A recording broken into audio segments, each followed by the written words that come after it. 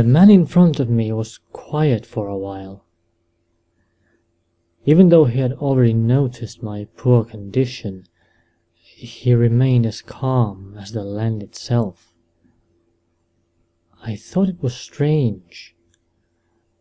All the adults I had known would have already started a big fuss about it, asking if I was all right, things like that. But he didn't. He seemed to know exactly what he was doing. "How did you end up here, child?" I didn't answer. I couldn't say it out loud. Instead, I glanced back towards the city.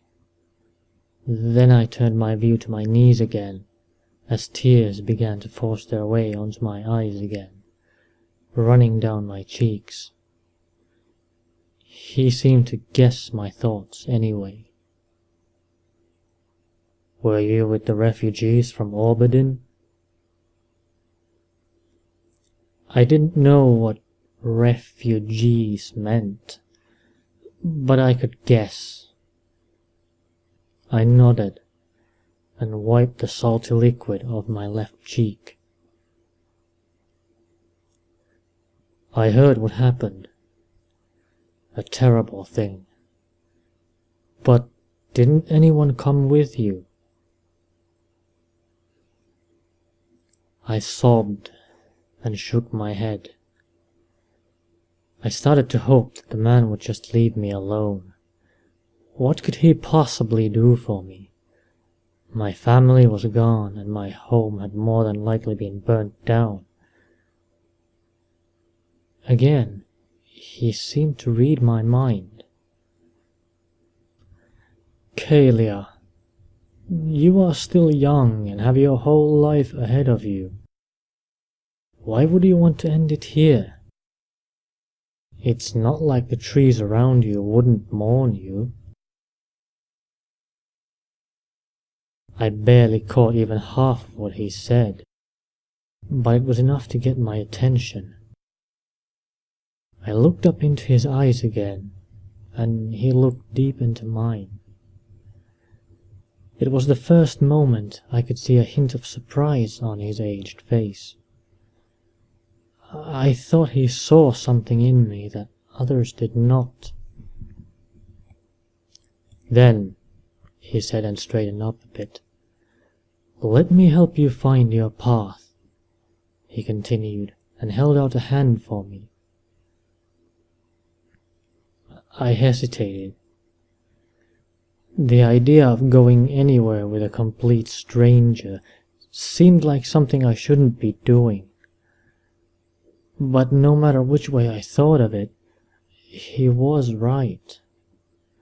There was no other way for me to go. So I took his hand, and he helped me stand up. "Now, you look like you could use a good meal. Let's go see what we can find in the tradesman's terrace, shall we?" I wanted to tell him I wasn't hungry, but my ability to speak seemed to be missing. So we went back inside the city. This time, however, I actually paid some attention to my surroundings. Of course, my first thought was that the city was beautiful, especially a part of it on the other side of the middle lake, that looked like a small grove with large tree houses.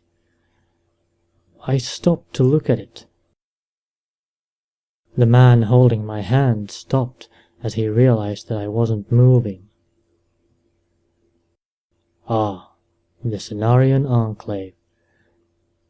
That's where all the Druids of the city are," he said, while looking the same way as I. We found our way into a wooden house where a white-haired night elf woman was cooking something on a stove, which was placed behind a counter. The rest of the room was full of small round tables with chairs around each one. Each table also had a lantern in the middle, but none of them were lit in the middle of the day. The smell of food that dominated the air made my stomach growl heavily, but it didn't make me feel like I could eat. "Wait here for a moment while I get something for you, all right?" I sat on the chair he pulled up for me and watched as he went over to the counter. He spoke with the woman behind the counter for several minutes, then returned to me with a bowl of hot vegetable soup and a spoon. I held the spoon in my hand for quite a while, but I didn't touch the food. All the while, the old elf patiently sat on the opposite side of the table, observing me. "You should eat before it gets cold," he finally said. I brought myself to taste the food. It was hot, but it was also very good. Slowly, I began to eat and felt more hungry after each spoonful. When the bowl was about half empty, I had to stop to avoid burning my throat. The warm food seemed to have restored my ability to speak. "Are you a druid?" I asked in a small, shy voice. The question had been hovering about my mind since the moment I first saw him. He gave me a friendly smile and replied, "Perhaps your mind isn't as young as what you look like. Yes, I am a druid." He held out his hand into an offer to shake hands. "Dalrith Cloudsky, pleased to meet you." I was stunned by his sudden formality, to say the least. Still, I responded in kind. "Kalia Evergreen," I said, and shook his hand. I couldn't come up with anything more to say, so I continued my soup. He interrupted me soon enough. "Do you know where your family is?" I stopped eating and looked him in the eyes for several seconds. Then I looked back at my food as my eyes became watery again.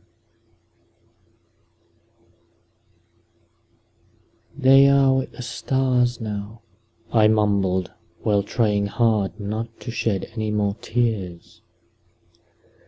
I attacked my food with renewed determination to try not to think about what I had just said. He remained silent until I had finished eating. "Would you like to come and live in my house, then? It is a small cottage in Ashenvale Forest. I'm sure you'd like it more than the orphanage in Stormwind.